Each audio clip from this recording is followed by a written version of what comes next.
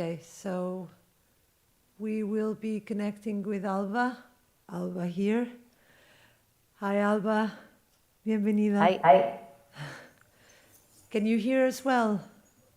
Yes. Can you see me? No. Okay. Can you just a minute?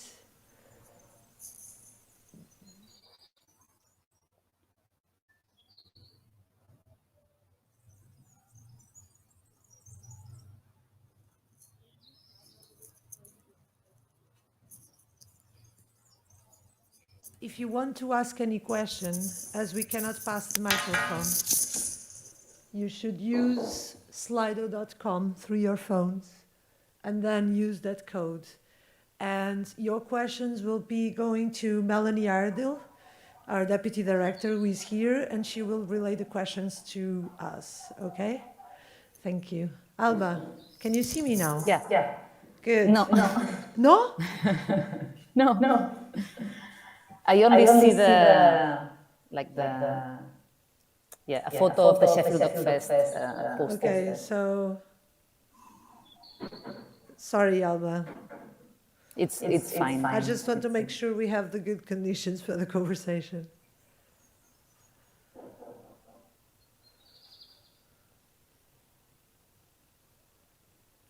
Yeah, and now? No.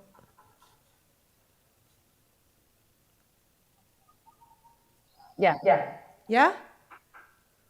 You can see me. I don't see you, but it's okay. I think I hear you perfectly, so we can go ahead if you want. Yeah, okay, we can start, but the idea is that we can see each other both. Well, anyway, thank you, Alba, so much for this film. It's very moving, and I luckily had the opportunity to watch it again in the cinema. So yeah, it's really you dedicated it to your mother in the end for teaching you how to listen without judging, and I think that's exactly what the film does, and that's really important. Thank you. This Q&A is mostly about the film and your process, and less about the legal and moral aspects of these women's situation, although things are entangled. There will be a talk today at 5 o'clock online, and I will talk about that in the end of this Q&A. But now I want to focus on your process, Alba, as a filmmaker and a woman filmmaker doing such a challenging project. So I wanted to start by asking you how you had the access to these women, how this project started. Yeah. This comes from my previous film, Commander Aryan, for which I was in Syria since 2015, following the life of a Kurdish female fighter. So I spent long times with the YPG, the Women Protection Units, on the front lines on the war against ISIS. And it was thanks to this trust that I built with both the Kurdish women forces and the Kurdish administration that I had this strange and very rare access, because the camps are the access to the camps is very restricted. But it was the same protagonist of my previous film that called to the commander that was in charge of the camp and told her about me, and they allow us to enter with the film crew since the end of March 2019. And it was difficult. I mean, it was a very emotional process for all of us, not only me, but our crew was a mixed crew. Most of the crew were Kurdish young women. We all had lived the war. We all had lost friends during the war, and entering the camp was difficult for all of us.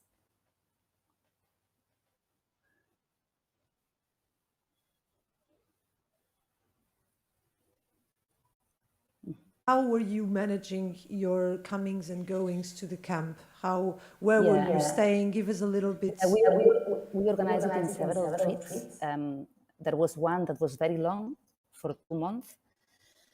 That was the first one. And then we did other trips shorter, like 1 month, 3 weeks, and we kept following the process. key character in your union. Savines is the Kurdish woman who is leading the process with these women, taking care of their trauma, basically, and trying to build bonds of trust and a little bit of liberation. And so Savines has a very important role in your film. She's some sort of link between all the different perspectives that we can have about these women and about this situation. And the conversation between her and her father are, for me, one of the most important scenes in the film, actually, when they talk about the duty of care towards these women, although they come from the enemy, right? And those who killed their family. I wanted to ask you, what were the conversations between you and Savines, and how you managed to make her such an important character in your film, such a good collaborator with you for your film? Yeah. Savines and I are friends. I met her like maybe 3 years before we started the shooting of the film, during the shooting of the other film. And basically Savines was the inspiration for this other project, because to me, when knowing how big is the suffering of the Kurdish population, especially the woman, and knowing the Savines' background and what has she been through, I found it very inspiring and powerful that she and many other Kurdish women are able to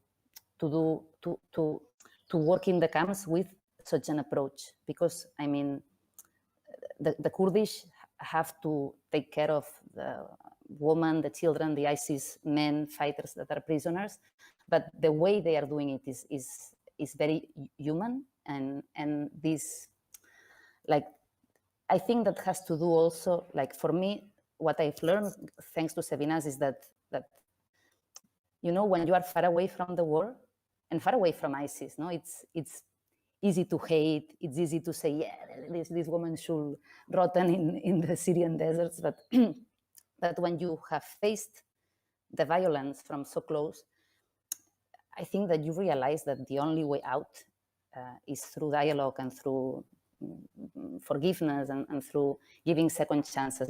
And this was for me like something that I central on the film when I knew about this going on that I wanted to portray. So yeah, so with Savines, also the fact that, I mean, Savines is human, so the fact that it was not easy for her was also for me very important to portray. This is why I didn't hide her in the struggle. And yeah, I don't know if I answered your question. Sorry. And it's amazing how we know the impact of ISIS in her life, in her personal life, and the pain that it has caused her. But she's the one saying everyone deserves a second chance, which is kind of amazing. And it's amazing being in, you know, in Europe and in the countries from where these children ran away, and listening to that, it's impactful. I want to see if there are questions. Yeah, we have questions from the audience. So yeah, sorry. Hi, Alba. We do have questions. So the first one is, first of all, saying what an emotional journey, and thank you for sharing.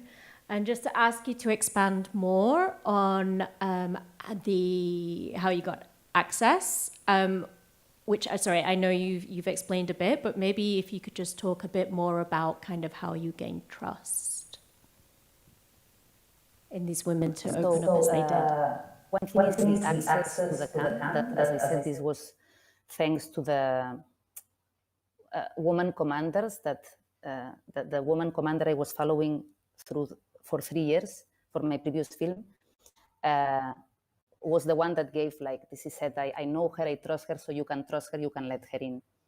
But then there is the other part, like how we gain the trust of the woman participating in the workshop. And that was also, this was a slow process, because I think that when we enter the camp, we all, like everybody, we all were very tense. And I mean, I realized that myself, I had a lot of prejudices, and I really, I thought I would focus only on Savines and see, I really didn't know that I would focus so much in the woman participating in the workshop.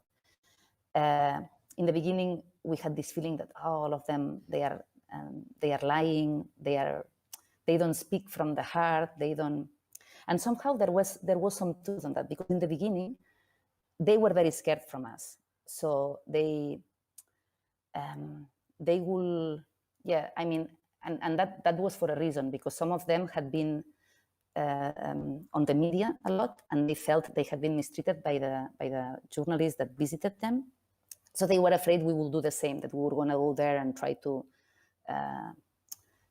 get out headlines that are controversial, but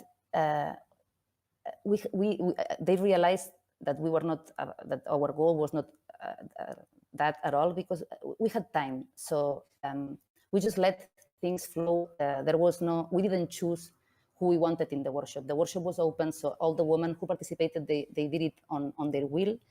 They were there, they knew there will be a film crew, but if they didn't want to speak, they will sit behind, no one will ask them anything. And slowly, by spending time together, and thanks to this charisma of Savines and the exercises that she was doing to build this trust, like from, I don't know, this blindfold exercise, there were many more of those ones, we connected, and we lose the fear that we had from each other.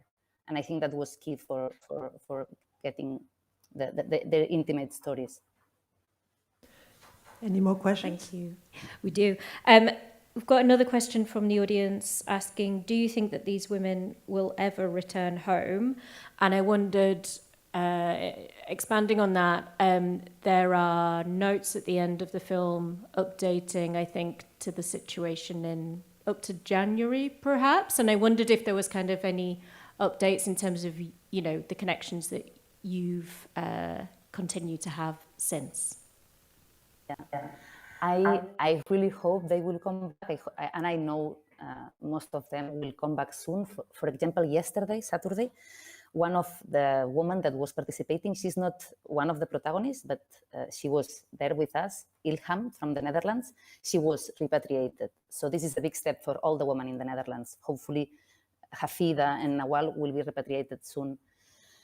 And regarding updates on their cases, for instance, on Shamima's case, I cannot comment because it's still, I just can say that the case had been taken to the special, I have it rated down because the Special Immigration Appeals Commission, and I cannot give details on that. And then Kimberly's lawyer is that haven't changed. As I said, for Hafid and Nawal, there is this hope now because they are women from the Netherlands have been repatriated, and for Guidat is still the same, unfortunately. And then regarding them, there is all the women in our workshop except for Nawal have taken out their hijabs for different reasons, like Shamima and Huda feel more free without it, but the other ones have taken out the hijab because they feel this will help them integrate better back on their societies when they return, and to have an image now with people in Europe that can be watching them that is more sympathetic. No more questions?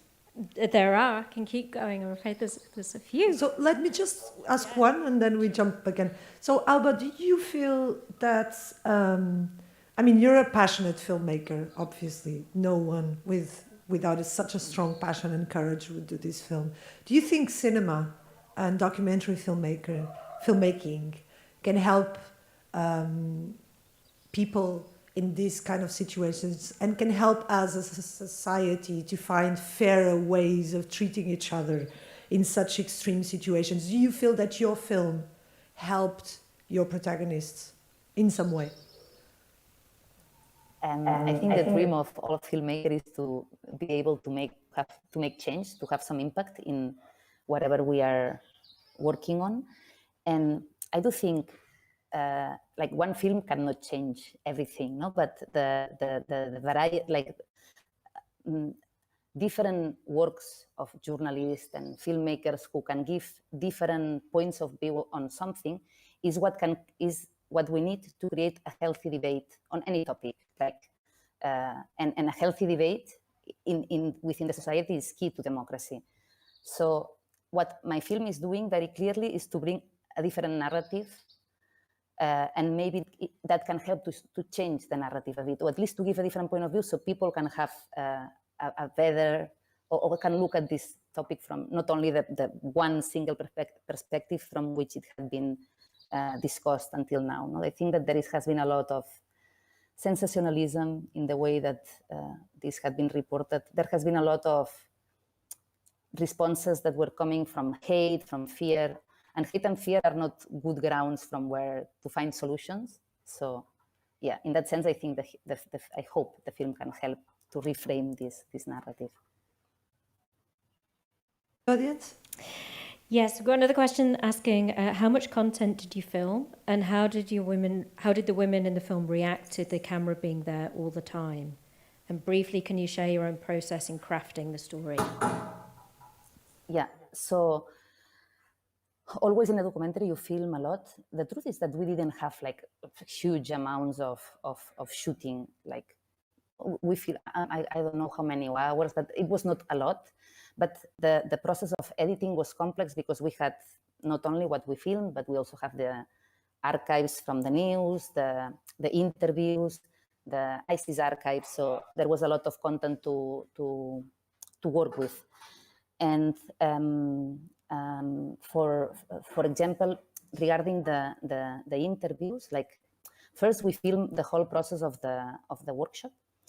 And it was not until much later, like maybe 10 months that we have met, that I felt ready, that I felt that we all were ready for the interviews. That then we could make these deep, heart-connected interviews. So, yeah. So, and so that was another layer to add in the story during the process. The process of editing lasted for more than a year because we were editing while we were shooting. How many people were your team, Alba? How many people did you take?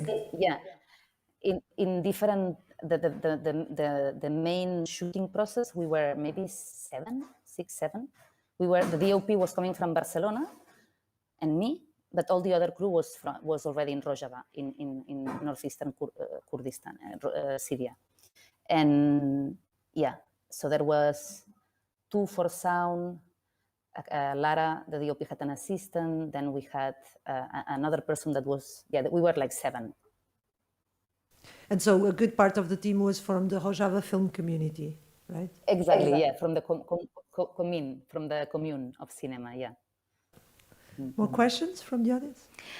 Yeah, what can you say about the way in which this film got commissioned and the support that you got, the financial support to make the film, and the kind of partnerships involved?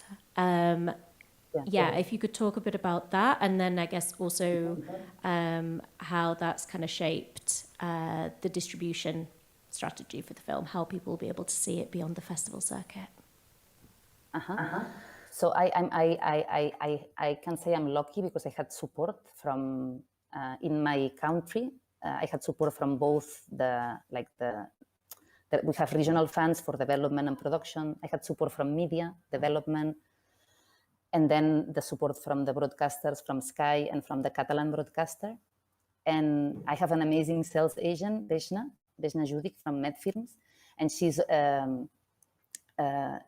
selling the film to different broadcasters in different countries. So now, I think next month, the film is going to be aired in the Netherlands. And we are trying also to have it, like it has been also in festivals, and it will travel to many more festivals. But apart from festivals, to reach people, it's important to try to have broadcaster in different regions. So we are now working on this. No more? Okay. Alba, what is your position now that you have finished the film? And of course, you remain in contact with these women, with Savines. But how do you feel as a filmmaker in terms of your connection to them and the bond that you have built, basically? Do you have projects with them? Do you want to keep just following up on friendship? Do you want to do other projects? How do you see this? Estoy en una entrevista. I'm sorry. No problem. Yeah. Sorry, I got distracted. So yeah, Do you of want course, to like repeat? I mean, the film process it had been not only like intense, but also like we deeply connected. You connect like with Savines, with Nawal, with Hafida, with Shamima, no? And this connection is not only like a filmmaker, I don't know, protagonist connection, no? It's like there is a bone that goes over that. So I hope I can help further, not only like, and also making a film is not only making a film and leaving the film out there. No, there is a whole process of trying to get impact and outreach afterwards. And I'm willing to. I'm actually, we are doing it. Yeah, we are working on that together with, for instance, Reprieve, the organization in the UK, and with other organizations. Like when we have screenings in other countries, we try to have also some the support of local organizations that can bring this, that can help to bring discussion on the different territories we're going with the film. We are almost in the end, but I still have one curiosity. There is the moment when you visit the men's prison, and it's a quite hard moment, right? It's a quite impactful moment, because we spend this long time with these women, and we hear about the terrible pain they have gone through, and the danger, and suddenly you are with these men who also, many of them didn't have a clue of what they were doing when they joined, but still they are representing something else. Why did you decide to show these images of the men in prison, and how was it for you to film them there?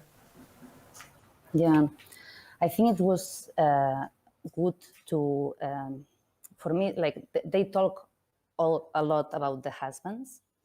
And for instance, Nawal's husband, when she says, "Oh, I found out he was alive," he's in that prison. No? And for me, it was a way of, I think I had the question also, no? Where are the men? What is the men's fate? What are the men doing? And yeah, that going there was just, it was a one-day filming. We went there, we met the prison manager, and then they just like gave us a tour around the prison. It's tough. It's very tough.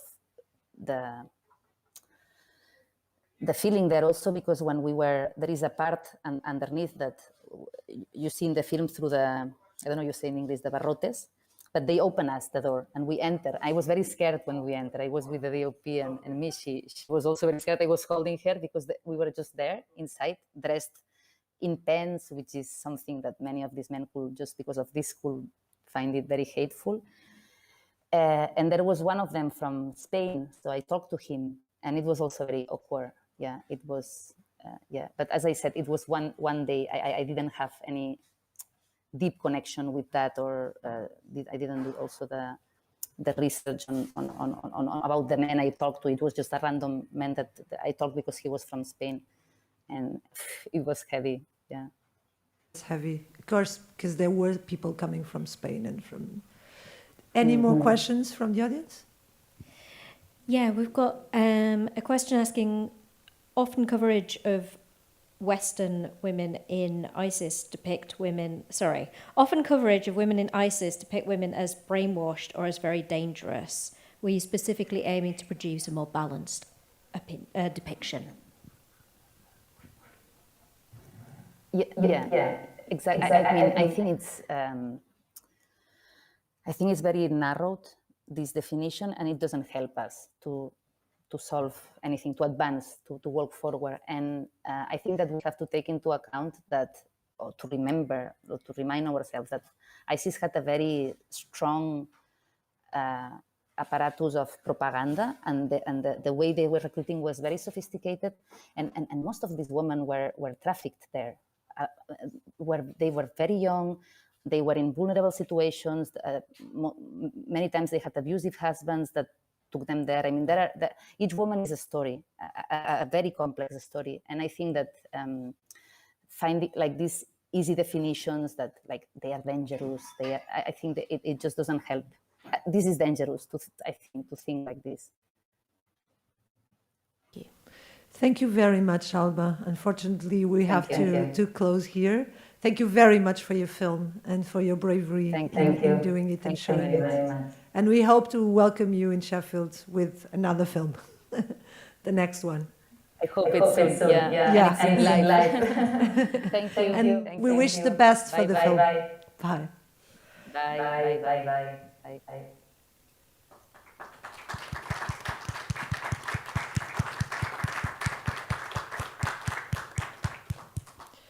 So I would like to invite you to join the online talk that will happen this afternoon at 5 o'clock, chaired by Azadeh Moaveni, a journalist. And the speakers will be Alba, Maya Foa, the executive director of Reprieve, Josh Baker, BBC journalist and podcaster from I'm Not a Monster, Raya Jalabi, senior Saudi Arabia correspondent for Reuters, and Anthony Lloyd, Times journalist. The talk will be centered not just on the film, but in all the questions that the film raises about our position as society, the countries, the legal questions, the moral questions, and the situation of these women, which is far from simple and easy to define. Thank you very much. Thank you, Vesna Kudic and Sam Collins, for being here with us. And Alba, thank you.